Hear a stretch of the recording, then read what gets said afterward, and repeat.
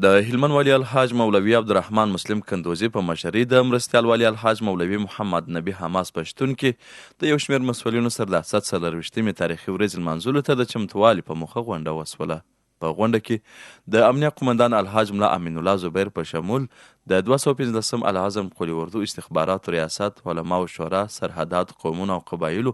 لښکرګاه ښاروالۍ، اطلاعات او کلتور، امر المعروف، هلمند پوهنتون، پوهنې جهادي مدرسې، حج اوقاف، ریاستونو او ورزش امریت مسؤلینو یا استازو برخه درلودله. د ولایت مقام ویان مولوي محمد قاسم ریاض رسنیو ته ویلي چې په یاد مجلس کې د 740مې تاریخي ورځې لمانځلو ته د چمتووالي، امنیت، ښاري ښکلا او نظم د لمانځلو کړنلاره